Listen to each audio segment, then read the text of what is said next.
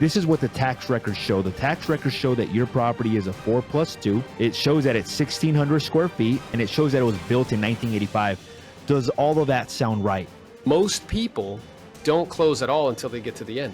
Literally, he would record all of our conversations. He would be like, hey bro, how do I do this? Hey bro, how do we say this? Because you were like, are you prepared to list at my price? You know what I mean? And like, I'm right and you're wrong. Like, that was the kind of way that you were doing it.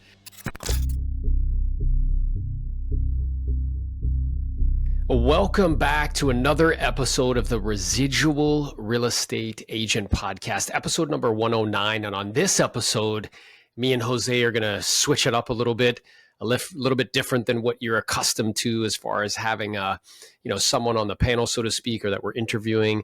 And what we're going to be doing together as a team is discussing the listing presentation, right? The three different segments of the listing presentation and the one that we use individually to personally list hundreds of properties each year, one at a time. Let's get at it, Jose. I'm excited to have this conversation with you, brother. I'm excited about this one too, man, because I remember when I got my listing presentation dialed in, it made a huge difference in my career. So we're going to be talking about like how to prepare for the listing presentation. We're going to be going over a listing presentation as well too, the different segments, and then we'll kind of even go over some objection handlers that you should look that you're probably going to receive at the listing presentation. So let's just start off by how do you prepare for the listing presentation, Mr. Aaron Novello? That's right. And for all those listening, I always like to tell Jose, if he's Kobe, I'm MJ. So, as far as like how we prepare for the actual listing presentation, I really do think that it begins at the pre-qual, because the presentation itself, I think a lot of agents imagine when they think of a listing presentation, they think of like when I knock on the door and I go say hello and shake their hand. What's true though is that the presentation started at the actual setting of the appointment and with the pre-qualification. So what I mean by that is that my tendency in the past, based on my previous kind of exposure and information I was being exposed to, was to only use the pre-qual as a mechanism for gathering information versus using it as a mechanism to not only gather information, but also to kind of future pace and assumptively close, actually to sell, right? And I remember, Jose, when you were initially learning the listing presentation, I know you really fought and kicked and pushed and were super persistent to get into my role play schedule specifically so we can work on that type of conversation, right? Big time. Yeah, it was important. And this is the reason why, like, before you and I connected, this is the tendency for most real estate agents. Most real estate agents get a phone call. Hey, I want to list my home. Great. When can I come see you? Zero homework, zero preparation, almost just like winging it. And the pre-qual is so important because if you ask the right questions, you can be so prepared for that presentation where you know almost everything. You can bring anything that you can bring comps, you can bring list of properties that that they want to look at. There's so many things that you can do to prepare for this. And we want to eliminate that tendency just to kind of jump like, hey, look, I want to list my property. And then just winging it. So we're going to give you a clear roadmap. So we're not going to dig too much in the pre-qual just because I want to focus on the listing presentation. But the pre-qual, the things that you want to know is you can find things out like where they're moving to, when they want to do this, how much they want to list the property for, how much they owe on the property, and dig into the motivation because that's going to help you at the listing presentation. Yeah, and the way that I like to explain it to people is imagine there's like a house that is a shotgun house and there's rooms and each room is separated by a door. And the deal is that we don't go to the next room until we're complete in one room. So the first room is motivation. So asking questions like, hey, Jose, my job is to help you. It's never to talk you into doing anything. I guess I'm curious, hopefully I'm not being too straightforward. Was there any particular reason you were even considering selling? And that's a very pointed question around motivation, right? Then asking follow-up questions like, hey, is it an option for you to not sell the home and still move? Like maybe is it an option for you to rent the property out and still move? right? So again, geared around motivation and being crystal clear on the reason why. It always fascinates me, when I'm working with coaching clients and they bring to me an example and they'll be telling me about the example before they go on the appointment. And I'm like, hey, what's the motivation? And they're like, I don't know. I'm like, what do you mean you don't know, dude? That's like going to a doctor and like they don't know anything in the test before they prescribe you something. Like, we have to know. So the first thing is motivation and asking questions around motivation. Is it an option for you to not sell the home and still move? Is it an option for you to rent the property and still move? So once I'm clear on that, then I can move to the next door. And the next door is time. So ideally, in terms of what you want, Jose, because really that's what's most important, how soon would you like to actually have the home on the market for sale? Or if I was able to help you sell the property in like 30, 45 days, would that create a problem for you and your family, or would that be okay? Right? So getting really clear around the time factor. Let's say they're like, hey, I want to wait till August. Okay, well, let's say that you knew, Jose, because of market dynamics, because they're very favorable for sellers right now, that if we were able to take advantage of market dynamics, in other words, put the property on the market sooner, and then we can negotiate an extended closing period that would bring you into that, kind of July, August timeframe. Is that a kind of a plan that you would be open to, so that way you could take advantage of market conditions, or are you committed to waiting? So getting really clear on the time factor. And then once I'm clear there, I can open the next door, and the next door is decision makers.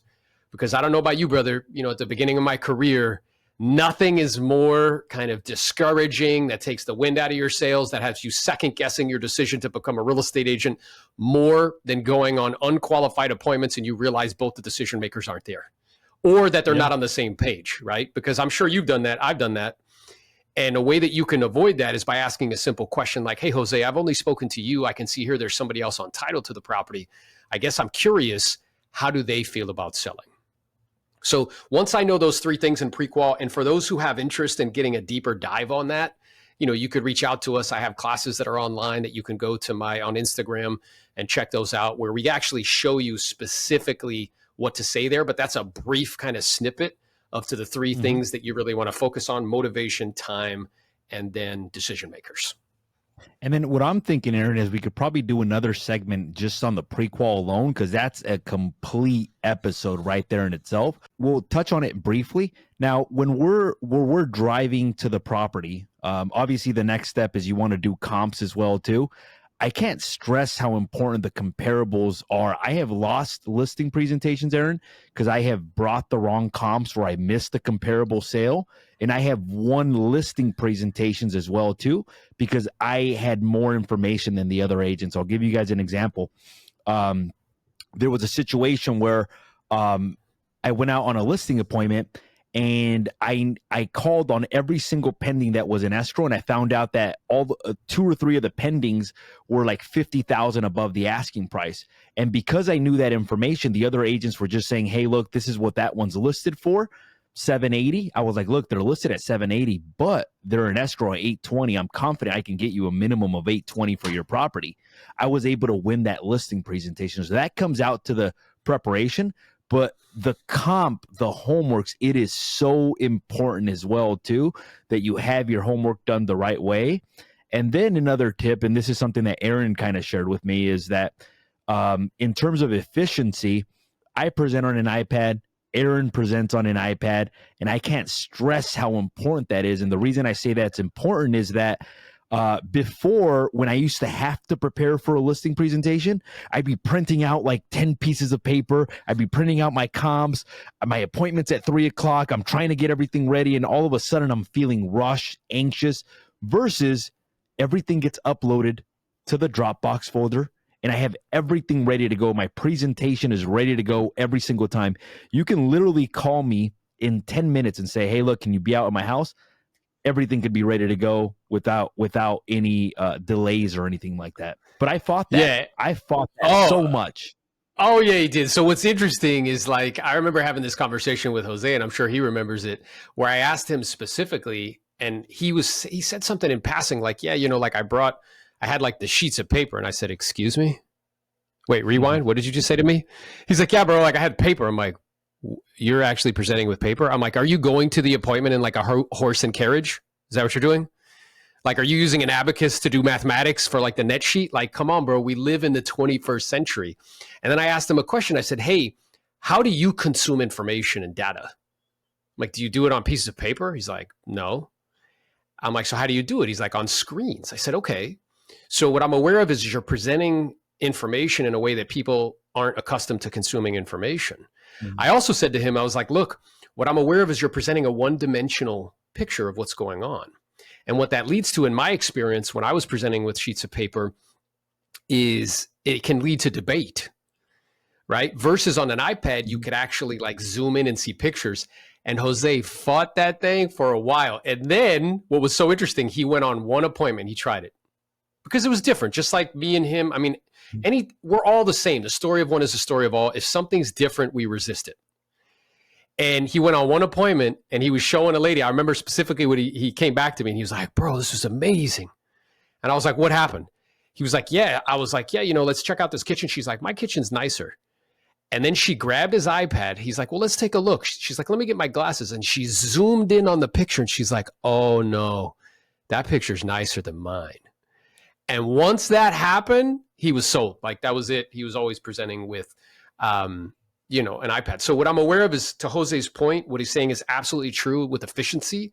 Like if you want to go on hundreds of listings appointments, like, we do each year, presenting in a format and using digital content is more efficient, but it's also more effective because it allows people to consume information in ways that they're used to consuming data. Not only that, Aaron, but in terms of preparation as well, too. I have folders in my Dropbox that has everything I need. I have my plan of action in there. I have a folder with properties. I have examples of other properties that we've marketed for sale. I have before and after pictures. So I literally have a folder that I only have to prepare one time, and that folder is ready to go every single time. And the issue was that I had to prepare every single time. And if you're doing 2 to 3 listing presentations a month, that's cool. You can get away with it. But once you start taking 10, 11, 12, 14, 15 listings in a month, you need to be efficient. Now, the other thing I wanted to touch on, Aaron, is, and I kind of missed this at the beginning, just for our viewers to realize, there is a 5-step listing process. And the 5-step listing process is so important for our viewers. So step number 1 is you set the appointment. Nothing happens unless you set the appointment. Step number 2, we briefly talked about it, which is to pre-qualify the appointment, meaning you ask them a series of questions where you're gathering information so that you can be fully prepared and you know what to expect at the listing presentation. Step number 3, you send a pre-listing package. Now, a pre-listing package is a package where you send comps, you send a sample of the listing contract, and you send marketing information for them to review prior to the appointment. Now, this is one thing that before I spoke with Aaron, I used to physically send out a listing package via somebody would drop it off from my team or via mail. And I can't tell you how stressed my administrative team was trying to prepare 5 listing packages in a week. The printer would stop working. It was just chaos. We send the pre-listing package via email. If you guys want a sample of that template, send me an email and we're happy to give it to you. Step number 4, you call to confirm the appointment. Either you or someone from your team can call and confirm the appointment and make sure that they reviewed that information. And then step number 5 is to show up and be ready to present. Be ready to give a high quality listing presentation to win that listing over. The moment you gain confidence in your listing presentation is the moment you start being more aggressive about setting appointments, because you know that whenever you set an appointment, you're going to go on that listing presentation and you're going to be able to convert. Before I got really good at the listing presentation, I wasn't excited about going on listing presentations, or I wasn't excited about setting appointments. And the reason is that I was so uncomfortable at the listing presentation because I was getting constant rejection that I didn't feel comfortable. So we want to make sure that you guys are prepared, that you guys understand that 5-step process, and that you guys are able to use that to win more listing presentations. So Did I miss anything there, or you want to You add didn't. anything on there? Yeah, the only thing I would add to that is that because you weren't following that process when we initially connected, and because there was a skills component, your Hmm. ratios were way off. You were having like you were going Way on off. all these appointments and only taking like a very small percentage of the listings. And once you started to get dialed in and realize that this is not a process that you skip steps ever. So I don't Mm-hmm. care if like my sister calls me, he's like, hey, she wants to sell her place. I'm like, great. I just have a couple really important questions to ask you just to make sure I'm fully prepared and I can provide you with the most accurate information. And I'll be brief because I know your time is valuable. We're going to go right into pre-qual, right? So we don't skip steps. And that's important. And any time in my career, I don't know if it's true for you, Jose, but it's definitely been true for me. Anytime you're like, well, you know what? Like this time, like I know them, like, and you skip a step, it always screws it up every single time. So it's like, I want you to think about this, guys, like making a chocolate cake. And for a chocolate cake, there's a specific recipe. You need 2 eggs, you need flour, you need cocoa powder, right? And you need it in a precise, amount. And if you follow the recipe, you get a chocolate cake. If you don't follow the recipe and you want to mess with it, then it may be cake, but it's not going to be a chocolate cake. So we want what we're doing to be predictable and duplicatable each and every time. So we got to follow that every single time. And then the only other thing I would add to it is with the pre-list that I'm sending out, right? There's a specific email and there's attached content in terms of like a pre-list package, which is not ego-based. It's not a picture of you with your dog. It's not a picture of you on a phone like I'm so cool. No, it's not that. It's very, much so just results oriented. Like here's our track record, here's our plan of action, here's our schedule, frequently asked questions, which are just objections with the answers. Very simple and clean. They're just going to peruse through that. Providing comps, right? Not suggesting a particular price. I used to do that, and that was dumb because we would lose out on opportunities. Not including Lots a of them. contract. Lots of them. Not including a contract. I used to do that. And what happens is with the analytical personalities, they want to read through every line. They won't see something that they like. Like we can handle that when we see them in person, right? So the pre-list package, and then there's comparables. And then the only thing I would add to that Jose didn't mention, which I'm pretty sure he's doing because we've talked about it, is before I go see them, immediately after I set the appointment in pre-qual, I shoot a video, right? And I send it to him via email. And I'm like, hey guys, this is Aaron. I just want to shoot you a quick video email, put a face to the name, say thank you kindly for taking the time to speak with me. I know that your time is valuable. Having heard your guys' story and what you and your family are looking to accomplish and why, I'm super excited to connect with you and feel supremely confident, provided the opportunity, we can help you maximize value and get top dollar. So between now and then, myself and team and staff, we're going to be doing a lot of homework. We're going to send you an email to this email address. And in that email will be an updated market analysis that I'll bring with me so we can determine together as a team what would be top dollar. I could answer any questions you may have while we're there. And if it all makes sense and you feel comfortable, we can take the next steps. So between now and when we do connect, if you have any questions for me, here's my personal cell phone. Otherwise, thanks again for taking the time to speak with me. Thanks for taking the time to watch this. And I look forward to connecting with you soon. Right. So in doing that, I'm sending myself in the digital form. And what's interesting about the digital form is like when we consume things in the digital form, it's kind of like if you have been following somebody on social media and then you speak to them in real life, you feel like you know them already. Right. Mm-hmm. And I'm aware that very few people are doing that, if any, because they're just afraid to be on camera or to do something like that. But that would be the other thing that I would add to that. And then call to confirm, like Jose said, then you show up dressed fresh like $1,000,000, 15 minutes early, ready to rock and roll, and it's showtime. And it's important that when you're communicating, like at the pre-qualification, when you're communicating with them, that obviously you realize that's part of the presentation, and whatever image they have of you, like they're either going to get an image like this guy is shady or this guy just wants a listing, or they're going to get an image like, wow, I really enjoyed talking to this person, and this person, I can genuinely feel like they're trying to help me. If you can get that image across, you're already 99% ahead of what most agents are doing. So yeah, 100%. And then the only other thing before you go on to that is that I think that if you think about the way you make decisions in this day and age on who gets your money. So let's say Jose is interested in a product or service. Where's the first place that he's going to go if he's interested? He's going to go online. Yeah. And which website are you going to use? Google. Google. And then what you're going to look at is you're going to look at reviews. You're going to look at websites, maybe a video if they have one. And from that alone, you're either going to make a decision to give that person your credit card, or you're going to pick up the phone, ask them a few questions. And if they don't say anything stupid, then you're probably going to use their service, right?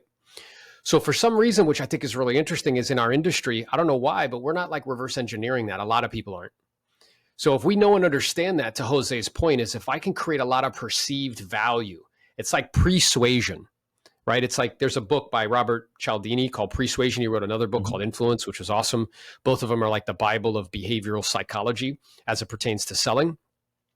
But if I can prep you, right, and I'm kind of creating an environment in which you're going to be receptive to me making a request when I see you, before I see you, and I am going to make a request, right, which is that you're going to hire me for the job. So it's creating that environment for them through digital assets, like having lots of reviews, like sending them a video before they see you, like having a website that they can go check out. So what I'm doing is I'm essentially reverse engineering the way we've been trained through technology to make decisions about who we're going to hire. Yeah, absolutely. Good. Now, when I show up to the listing presentation, I try to show up 5-10 minutes before. I know Aaron talks about showing up 15 minutes before. I wear a suit, you know, especially because I'm a little bit younger, on the young side. It kind of He's a gives young that pup. professional. It gives that professional feel. I have known agents that have lost presentations because of the way that they've dressed, and I obviously know agents that have won presentations because of the way that they're dressed. My recommendation is just try to be as professional as possible. I know agents that have shown up in flip-flops and that kind of thing. In my opinion, I think the suit and the tie is you can't go wrong with that, especially with the older generation. They seem to appreciate that. Then obviously we're knocking on the door. Once they open the door, I always just say thank you for allowing me to be here. Do you mind if I start off by taking a tour of the property? And that's kind of the presentation. While I'm in the car, if I show up a little bit early, I review the comps a little bit just to make sure that when I walk in, it's at top of mind and it's fresh in my head as well too. Yeah, and to that point, like sometimes, you know, I'm sure this is true for you with your schedule, Jose, where I'm going from one thing to the next to the next. So I may actually have not seen the comps because there's somebody on my team who is doing them before I physically go in. And taking that few minutes to review gives me, I kind of view that, even though when I say this, my wife, I'm always, it's like a doctor who's like reviewing a chart. And whenever I say that, my wife's like, you're not a doctor. And I'm like, I'm a doctor selling, babe. So it's like reviewing the chart. It's like you're pulling the chart off the thing and you're looking at it. So I can get an idea. Again, I think a lot of people get caught up in like, okay, I need to tell them a pinpoint to the penny, the price. And that was something that me and Jose worked a lot on. Is like, well, it's more so like this is like a realistic range as to what's going to be reasonable. And then we'll go over strategy, and whatever you decide, I'll support you 100%. Because, you know, the tendency in the past is if you present that way, like I'm right and you're wrong, and like, are you prepared to list it at my price? Like, it's kind of silly, right? Because you're positioning yourself where like you are tied to the price. And if they don't like the price, that means they don't like you and they're not going to list with you. Mm-hmm. So there's another way to do it that, as Jose would say, is more elegant, that leads to kind of an environment that's more conducive for, you know, mutually kind of coming to an agreement that's mutually beneficial to all parties. And it's more conducive to self-discovery. Yeah. So the other thing I wanted to point out is when I'm walking up to the door, I'm actually paying attention to the house as well too. I'm looking, because they may ask you questions. They may say, hey, look, Jose, is there anything I need to do before I put the property on the marketplace? I'm looking at the fascia. I'm looking at the landscaping. I'm basically making mental notes of the property in case they do ask me that. Because if they ask you, hey, Jose, look, is there something I should do to the house? And you say like nothing, they may say, well, what did you think about this? What did you think about that? So I make it a point to pay extra attention. That way, in case I get asked that question, then I've already picked out a couple things that maybe aren't that big. In some cases, we don't recommend anything, but it's always good to make a mental note of certain things as well too, because they may ask you at the presentation. And I love that. And I'm also aware that the only way that you're able to do that is because you're not worried about what to say. If I'm so 100%. concerned about being like, oh my God, like, what am I actually going to say to these people? Because I'm winging it and I don't practice and I don't, I don't role play on a regular basis. You're not able to do some of the stuff that Jose is talking about, right? Where you're like using your eyes for what they're for, which is to see, instead of being overly Hmm. concerned with how you're being seen, right? Hmm. And going in there trying to prove yourself worthy instead of going in there to connect. So looking at those things and like kind of having that situational awareness is important. And then once you hit the door, like Jose said, I'm going to be like, hey, my name is Aaron. And I had to remind myself, because at the beginning of my career, I wouldn't smile. It was just like, hi, I'm here to, it was like, oh, business, like, So, you know what I'm saying? So it's like, now it's like, hey, Aaron Novello, nice to meet you. And I appreciate you having me over today. Do you want me to take my shoes off? Just being respectful because I'm in their space. And they're like, no, it's okay. It's like, great. So what I'd like to do, if it's okay, is just take a quick look around the home. Would that be all right? And the reason why we're doing that underneath, guys, is that we're initially right away, somebody's got to be in control. And we're establishing that we're in control and we're going to lead this process. And people are looking to be led. Our job is to lead them, right? Because if you don't do that, you're going to end up, kind of sipping tea on the couch, petting a dog, and you have no idea what's going on. Like, it's not leading anywhere, right? So they're like, yeah, that's cool. And then what I've kind of instilled in Jose, and what's really important, is as I'm looking around, I'm using that as an opportunity to future pace and assumptively close. So saying things like, well, Jose, the first thing I'm noticing here is that the home is really tastefully furnished and it fits the space really well. So when we have offers come in, are we going to be including the contents, or do you want to take that with you to your next destination? So in other words, when we have offers come in, like, I'm already assuming that we're doing this and we're working together, right? And then as we continue to walk through the property, so yeah, and if I remember correctly, Jose, you were kind enough to share with me, you don't plan on making any additional changes or modifications before I start to bring buyers through. Is that correct? Hmm. I start to bring buyers through. It's like, we're already doing this. We're already like, you're already working with me, sort of thing, right? So you hit the door, smile, ask to kind of, what I'd like to do is just take a quick look around. Would that be all right? Awesome. We're establishing, taking control of the situation. We're going to be guiding them through this process. Then I start to, as I'm walking through those two assumptive closes, then it comes to a place where now it's like, all right, so I guess we could sit down, over here at the table and, go over the information I prepared for you. Now, the reason why you want to direct that is if you don't direct where you're going to sit, you'll end up in a chair, like all scrunched up. Like it's like, it'll get all weird, right? So it's like, yeah, we could take a seat over here, at the table. And then when I sit down at the table, even though this sounds like a small thing, but all this stuff adds up, I don't want to sit in an adversarial position. So I don't want to sit on me on one end of the table and them on the other end, because it's like me versus them and we're talking across from one another. If it's at all possible, I want to sit at the end of the table so I can be the center of attention and I can speak directly to the two parties that are in front of me. And you can direct that, right? Not only that, but because of the iPad, you're able to direct it even better. I actually use the iPad as a way, well, look, I'm actually going to be sharing my screen on an iPad. Do you mind sitting over here and over here? Because now you have a screen that you're going to be sharing, and it's so much harder to share a screen if you've got them on opposite ends or if they're sitting. So that is actually a reason to be able to move them. Because I remember earlier on in my career, I didn't feel comfortable doing that. But once I got the iPad, it was actually an easy thing. I did want to comment on the shoes things. There are certain ethnic classes that actually don't wear shoes inside the house.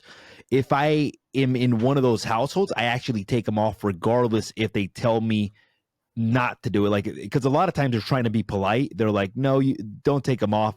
I'll take them off regardless, just to show respect, that I respect their environment.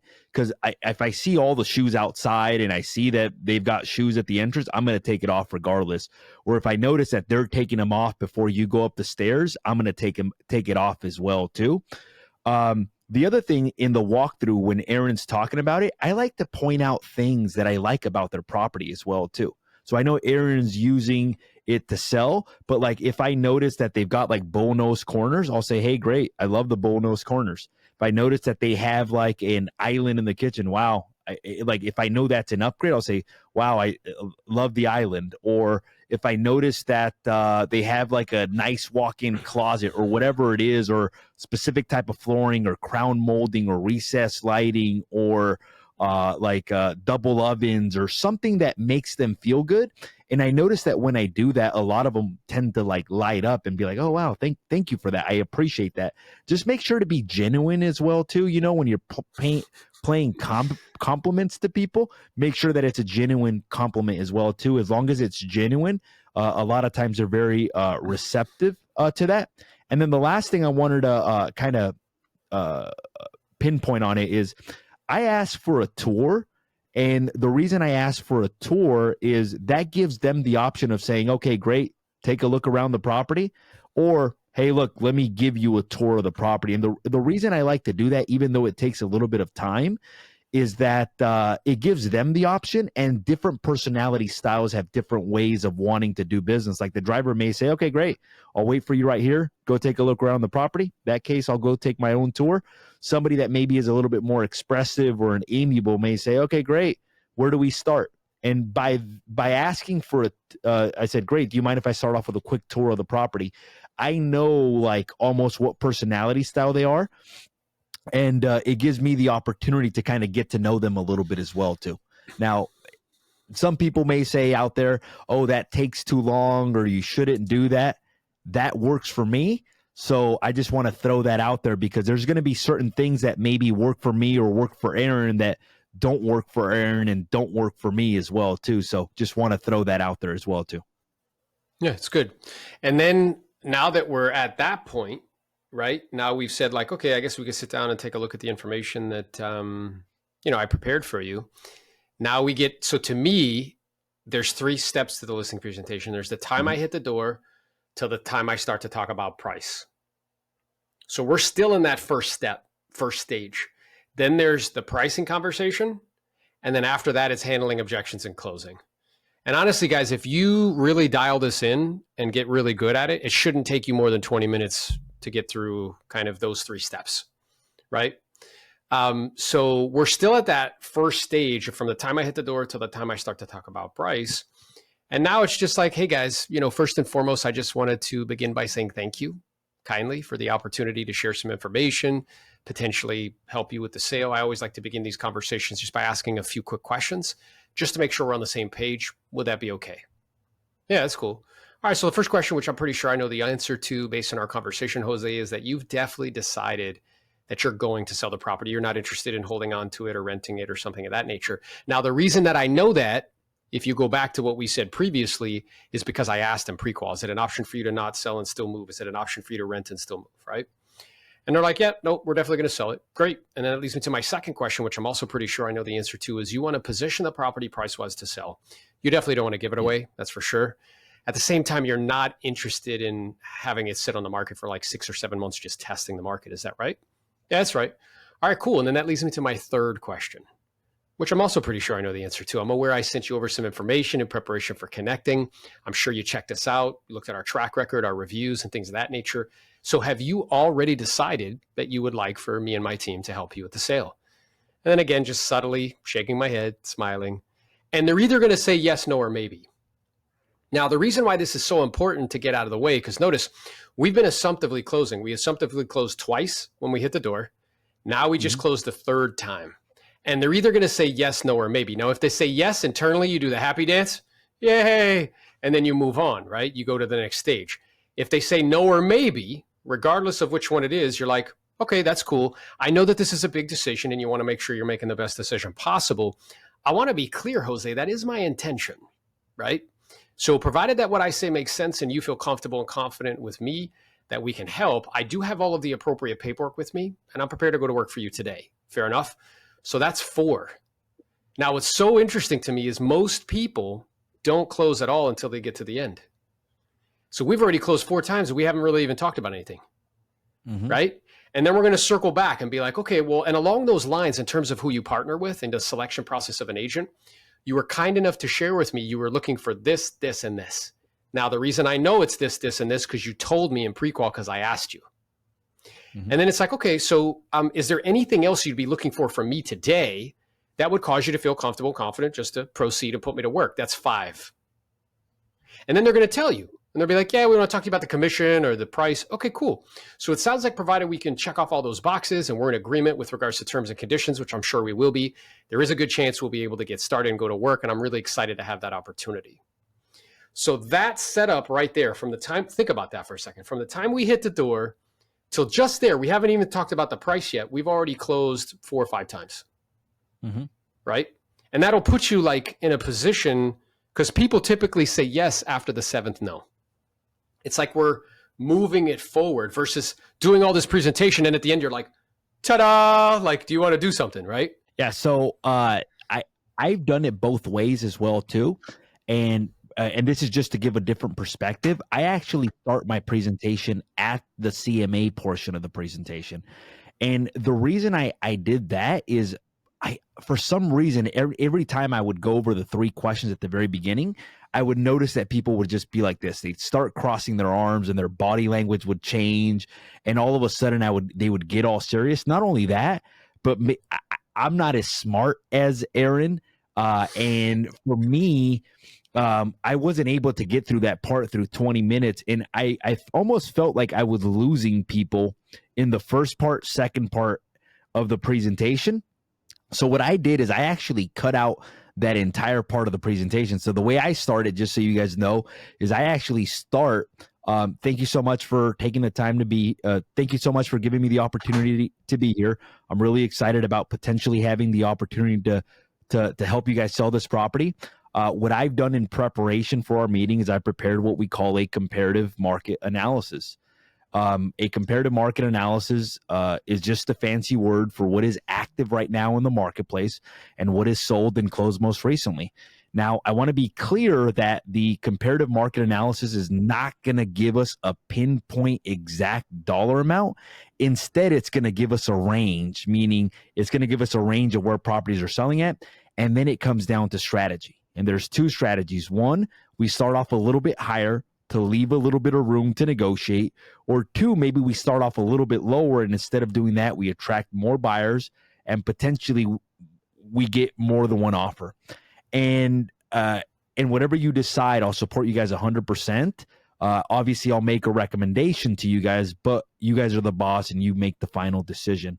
And when I'm saying it then in that manner, I'm actually looking at their body language as well too, because what's happening sometimes when I'm saying, sometimes we start off a little bit higher and you'll see them start to nod their head. They'll be like, so that tells me right there that they're maybe leaning towards starting off a little bit higher and to leave a little bit of room to negotiate. Or sometimes they'll say, you know what, I like the more aggressive strategy, or you'll see them nodding their head as well too.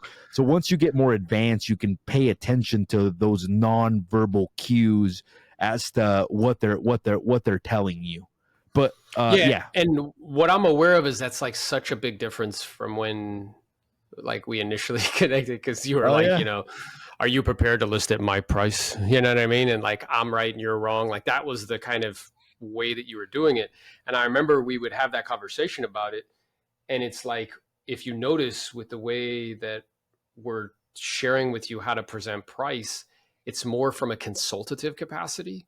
Like, look, you know, when we look at this information, what's going to come to the surface is not a pinpoint to the penny in terms of price, but instead a tight, realistic range as to what's reasonable. And then from there, it will come down to strategy, and we'll go over those strategies because I want you to feel comfortable with the one you end up choosing. And whatever you decide, I'll support you 100%. So in positioning it that way, again, you're putting them in the driver's seat. And that's so different than the way most agents present. They're like, I think it's this, right? Instead of like leaving it open. And then when you have that conversation with regards to it, like you help them to self-discover. So we're going to look at this information. We'll see that realistic range emerge, maybe $10,000, $15,000, $20,000 range. And then we'll have that conversation about strategy. So once you've presented price, you can ask a question which helps them to self-discover.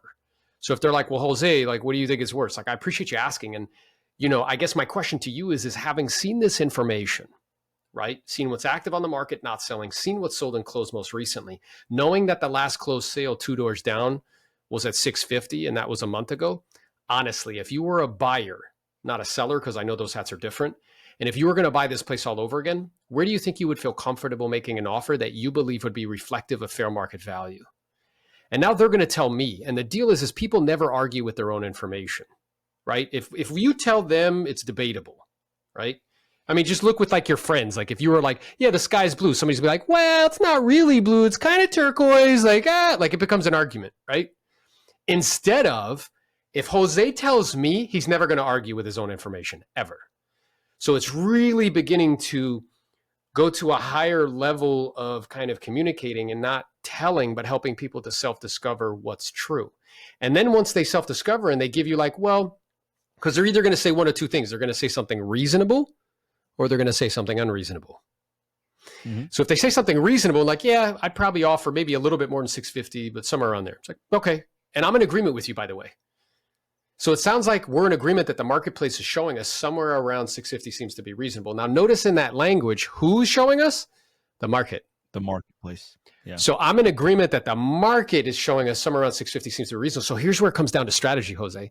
And again, whatever you decide, I'll support you. One strategy is we start higher than that. The logic is we can always come, and whenever I say that, they say down, and I can't go back, and they say up. And you say, and I want to leave a little bit of room to negotiate. And they finish those sentences because that's what they're thinking.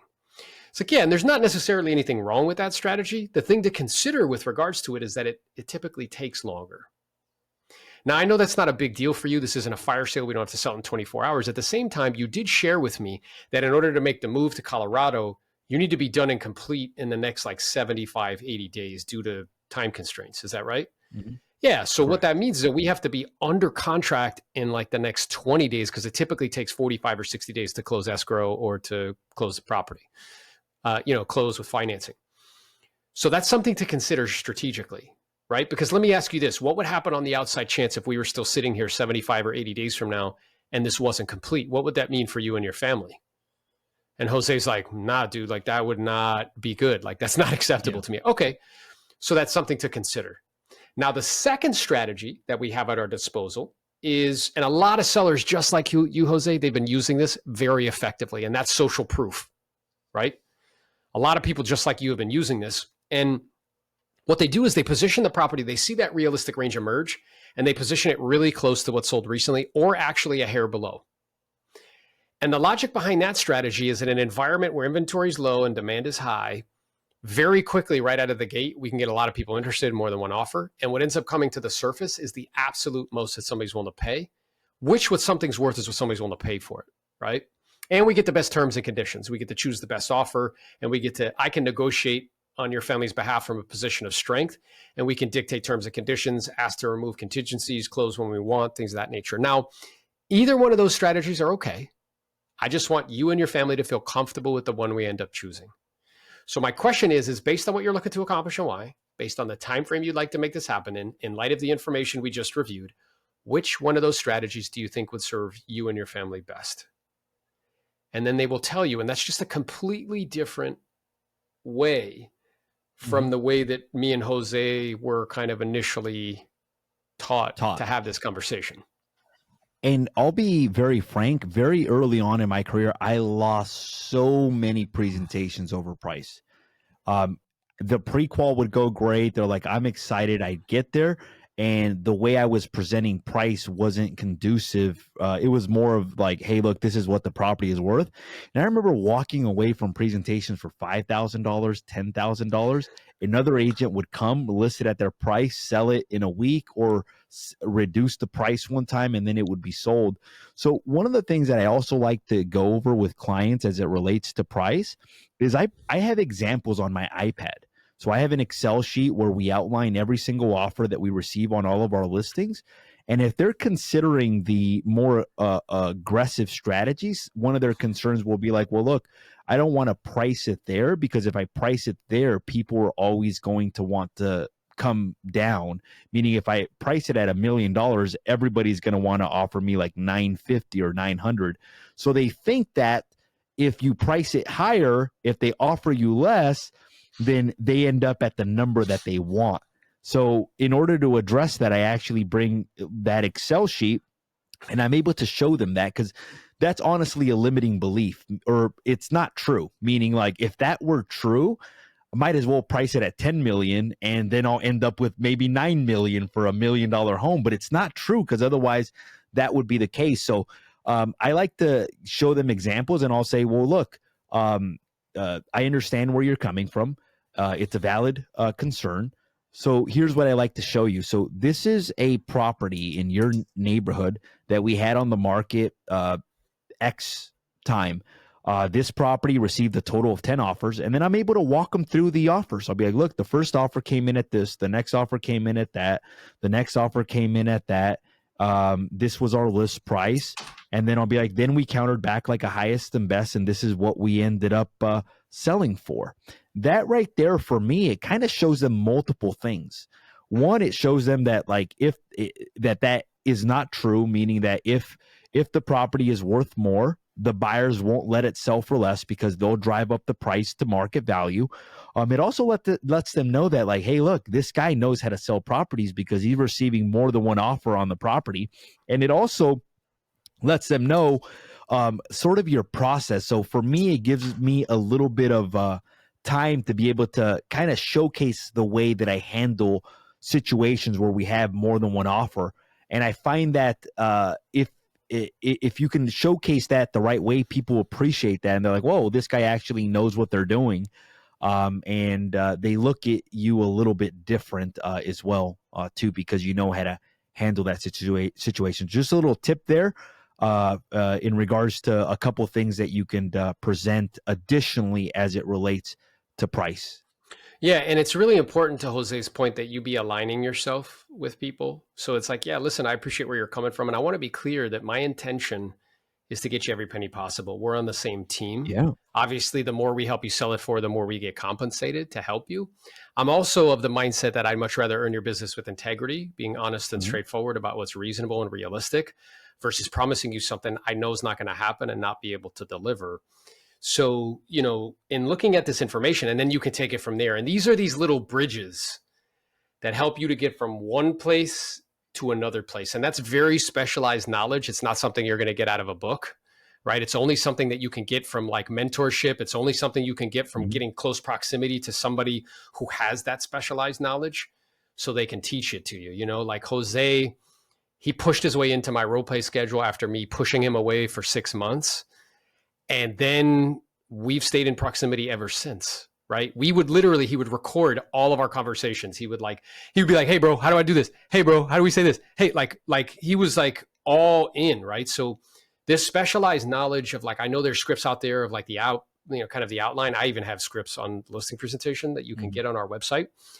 But these bridges, these kind of in-betweens, getting one place to next, that specialized knowledge that you're only going to get from experience. You're not going to get it from a book, and you're definitely not going to get it in a formal education setting like college or something like that. You're only going to get it from getting proximity to somebody who has that specialized information. Yeah. Yeah. And then once you master the listing presentation, obviously it gives you more confidence to go out and set more appointments as well, too. So once you arrive at a price, like let's say that I say, Aaron, look, they say, hey, look, this is what we're thinking. Aaron, I'm actually in agreement with that. I think that would be a good price. So just to confirm, we'd come on the market at 900,000, right? I actually write it down. So I have I bring a manila folder with me. I have everything on my iPad, and it sounds like so detail oriented, but this is kind of how it works. So I have a manila folder. In that manila folder, I have the contract. And when I'm going over the comps, before we go over the arrival of the price, this is kind of how I'm able to guide them at the end. So I'll go over the comps on the iPad, and then I'll say, great, let me give you a quick summary of what we just went over. So we have this property on 123 Banana Street. This is the first one that we saw. That's a model match. That's a little bit less. That's not as upgraded as yours. And that one sold at 900,000. Okay. So because it's not as upgraded and because it sold 3 months ago, we're probably higher than that. Then we've got this other property that sold 2 weeks ago. That is a bigger model and more remodeled, and they sold at 950,000, Aaron. So based on what we see here, and I'm kind of writing it down there. I don't know if you guys can see it. I've got arrows on the piece of paper. I've got a price. um, um, where is the marketplace showing us that we would need to be at that would be somewhat reflective of fair market value? Or a different way that you can ask that as well too is, okay, great. So having seen this information, if you were a buyer in the marketplace, what do you think that you would be willing to offer for this, for your property, that would be somewhat reflective of fair market value? And then Yeah, you and what I zip it. and then you zip it. That's exactly right. You're Then you quiet. You zip don't it. say a word, and you let them speak. And it's very specific. So if we get down to like a granular and we kind of geek out about this stuff, which I geek out about it, is like when you say, "What do you think would be reflective of fair market value?" Fair is a very powerful word in the American psyche. Like we have a really strong concept of fairness. If it is not fair, we freak out. Even if we know it's not fair, but then we formally know it's not fair, we freak out. It's kind of like, when people got in trouble for that like college thing where like, wealthy people were giving their kids a boost by paying money to get them into college. Like we kind of know that happens. But then once we really know it happens, it's totally not fair. We freak out. People got to go to jail, right? So it's very intentional. When I say, Jose, where do you think you would feel comfortable making an offer that you believe would be reflective of fair market value?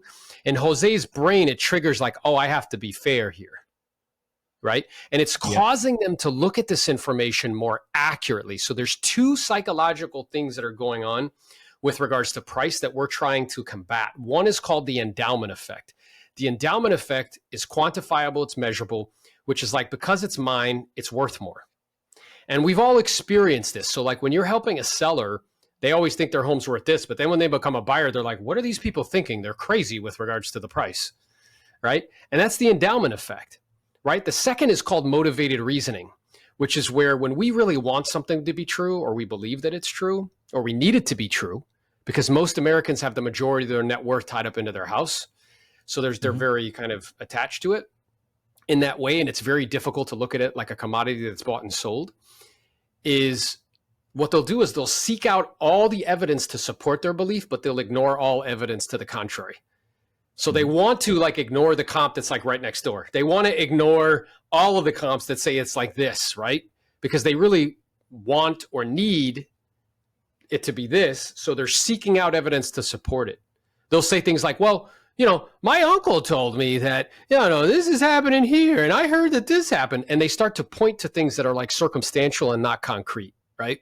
So there's a very specific purpose and reason behind the language that we're using and what we're saying. What I did, Jose, is I just reached over and I wanted to show people because I do the same thing. So here is the iPad that I'll go and present with. And when I go on a listing presentation, I bring this and then I bring this. And that's it. I have the same thing. Of course you do. And when you open this up, there's a place for me to take notes because there's a psychological component that when people who, let's say you're at at a restaurant, if the waiter or waitress writes down your order, they've done studies. The people get like a 20% higher tip when you write stuff down because it shows that you're actively listening. Otherwise, you're like, man, did you hear me? Like, I don't know. Like, are you really paying attention to what I'm saying? And then on the other side, like you, is I bring like the tangible paperwork, right? So that way we can, when we're ready to rock, we could just take that out. But this can be helpful, right? So it's only this. I know people go in with like charts and graphs and like flip charts and like iPads and all this other stuff. And really my experience is the reason why you're doing that is because you're hiding. You're hiding behind all the gizmos and gadgets because you don't really have like a strong presentation. You know what I'm saying? The other thing, Aaron, that I wanted to just say is you know how we talked about the next door property maybe selling at a less price. I also want people to be careful with that as well too. What I mean by that is whenever I'm looking at comps, I'm looking at what type of sale it was. Like, for example, if there's a property next door and it was a short sale, or the listing agent represented both the buyer and the seller and it wasn't exposed to the full marketplace, I pay special attention to that. And the reason is that sometimes properties undersell relative to what is fair market value. And I'm forming an opinion based on all that information. So the only thing I wanted to say as it relates to that is use common sense as well too. Like if the property next door, the listing agent only put one picture of the property, the listing agent represented both the buyer and the sellers, and the property was on the market for 0 days and it sold for $50,000 less than what you see everything else selling for, there's something potentially there. Not only that, but there's some listing agents in the marketplace that are known for selling properties below market value. If you recognize that that's one of those listing agents, just pay very extra attention to that. The other thing I wanted to say as it relates to the comps is that before I go into the comps, I actually go into the tax records first. So I'll say, great, what I've done for you, I prepared what we call a comparative market analysis, blah, blah, blah. Before we get into that, I just wanted to confirm a couple of specs about your property just to make sure that I've got all the right information. And I'll pull up the property tax records on my iPad and I'll say, so this is what the tax records show. The tax records show that your property is a 4+2, and they'll say yes. They'll say it shows that it's 1,600 square feet, and they'll say, well, I thought for some reason it was bigger, but that sounds about right. And then it shows that your lot is 20,000 square feet. Like, yeah, that sounds right. And it shows that it was built in 1985. Does all of that sound right? Yes, it does. Now, the reason I'm sharing this with you is just so that when we're taking a look at other properties, we know how your property compares in terms of bedrooms, bathrooms, and square footage. Now, the only adjustments that we have to make are for location and condition. But what will sometimes happen if you don't confirm that is they may have done an addition on the property, and you're over here comparing their property to a 1,600 square foot. You don't have no idea.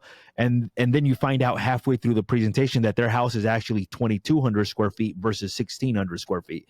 Not only that, but what comes up sometimes is they'll be like, oh, I could have sworn I thought my lot was an acre, and their lot is only half an acre. So if you're showing them properties that are half an acre, they're going to be thinking, well, my lot size is a lot bigger than yours, versus, hey, this is the reality. This is where it actually is. So I wanted to just say I do that.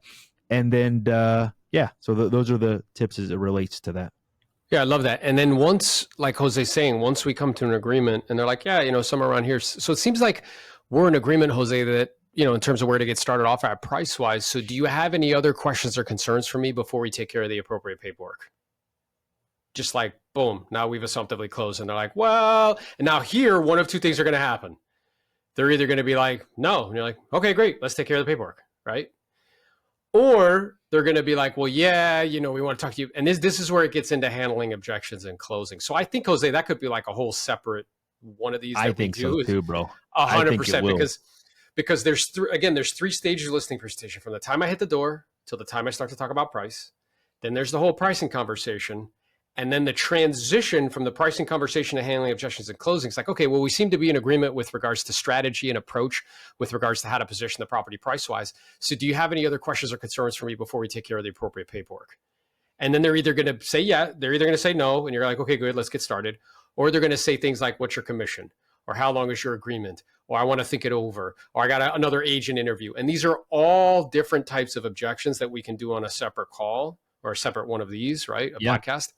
Where we can dive deep into each one of those so that you're fully prepared. You can answer them, and that will lead to more listing agreements signed.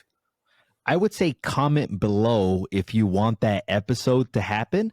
And the objections that we would be handling would be like, hey, look, I want to start off at a higher price. I want to think about it. I'm interviewing other real estate agents as well too. We can do a whole episode just on objection handlers. The only thing that I wanted to add on when Aaron asked, do you have any other questions before we go ahead and take care of the paperwork, which I love that close, because if they don't have any other questions, it's before we take care of the paperwork. The next step is to take care of the paperwork.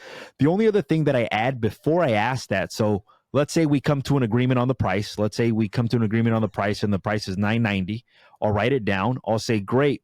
The only other question that I had for you, Aaron, is in terms of timing, what would be an ideal date for you to come on the market? And then I'll go on my iPad, I'll go on the calendar, and then I'll show them a calendar and I'll be like, look, today is March 15th.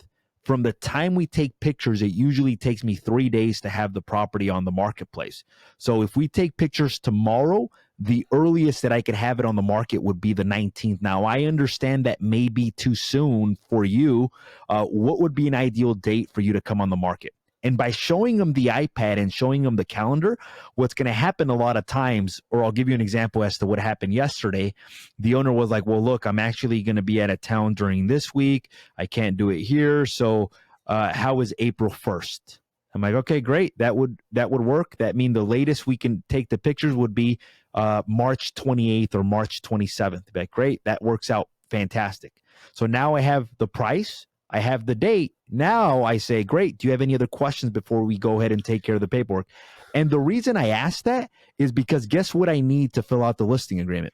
I need a price and I need a start date. Without a Yeah. start date, I can't fill out the listing agreement. So that's why I like asking that. And then I'll either say, do you have any other questions before we go ahead and take care of the paperwork? Or I'll say, great. So I brought all the paperwork with me. I'm going to fill it out. I'll explain it to you. Do you have any other questions before we go ahead and take care of it? Nope. Yeah, which I love that because, you know, that's also with the calendar. It's an assumptive close. It's just like when we have offers coming, are we going to be including contents? You're going to take that with you to your next destination. And by you saying like, yeah, you know, the earliest that we can get pictures taken would be here, which means on the market here. Does that work for you? You're like assumptively like, okay, we're already doing this. It's like assumptively taking them to the next step. And what ends up happening is they start to point at the calendar and they start saying, this is happening here. I can't do it here. I'm going out of town here. I'm making notes of all of that. And then they give you a list date. 100%. And what they've done mentally too is that like you're mentally you've transported yourself into like you're already doing it. Like you're moving them forward. Just like, you know, if if I remember correctly, you said you don't plan on making any changes or modifications before I start to bring buyers through. Is that right? And they're like, yeah, it's the same thing. It's like I'm mentally moving them forward. And I remember one of those conversations that we would have. And I'm like, Jose, people are looking to be led. Your job is to lead them. And that's what we're talking about here, doing with language, with having a particular track that we follow. The other thing that's true is that, you know, if you were to follow me and Jose around on our 100 plus listing appointments each year, 130, 150, however many it is, you'll notice that without fail, without exception, we follow the track, right? We're not going in there doing a different thing every single time. Like we follow a particular track. And the way I like to describe it to people, it's like, you know, in professional sports, they run plays, right? And you run the play. And this is the play for the listing presentation. You just run the play, right?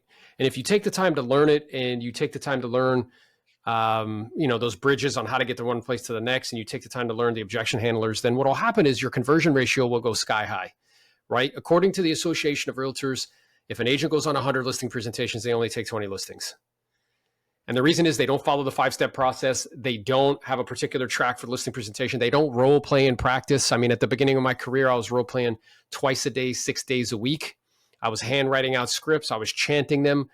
And Jose, to his credit, when he came to me, he's like, hey man, like, what do I need to do? I'm like, do what I did. And he actually did it, right? Which is pretty rare. But that's why there's only 20%. So think about that. If 100 presentations, 20 listings, let's say 15 of those sell, your average commission is $10,000. They make $15,000 or $150,000. If I go on 100 appointments, I'll take around 80 to 85 of them. So let's say 75 of those sell times the same 10,000, that's $750,000 compared to 150, right? And it's like, what's the difference? Well, the difference is we're following a 5-step process. We're following a particular track. We're scripted, right? We're skilled, we're practicing, right? So, you know, and this is learnable. Anybody can learn this because any skill, if you apply yourself, you know, you can learn. Because me and Jose didn't, you know, I might have woke up like this, but like we didn't wake up, you know, we weren't born with that particular skill set, right? We had to acquire it. Yeah. Yeah. And it's really important. So we're happy to share any additional information, guys. If you guys want to even see a live role play presentation between me and Aaron, we're happy to do that. Just comment below. We're going to be doing a lot more of these videos, just kind of sharing some inside knowledge with you guys. Anything else, Aaron? Nah, bro, I think we're good. I think we came, we represented, and now it's time for us to peace out. Peace, guys. So we just want to say thank you to you guys for taking the time to watch this episode. We hope that we added value to you in some way, shape, or form. If this has added value to you and you feel the need to reach out to us for either some of Aaron's coaching programs or even just to kind of say hello, we're happy to help in any way that we can. And we look forward to working with you guys in the future and taking it from there. So next videos will probably be like a live role play listing presentation. listing presentation, objection handlers, and then even the pre-qual, because I feel there's so much to go over in the pre-qual as well too. So we're gonna help you guys. So thank you guys for watching. Yeah, thank you. Appreciate it so much. And if you like this episode, be sure to smash the subscribe button, smash the like button, show us some love, follow us on our channels.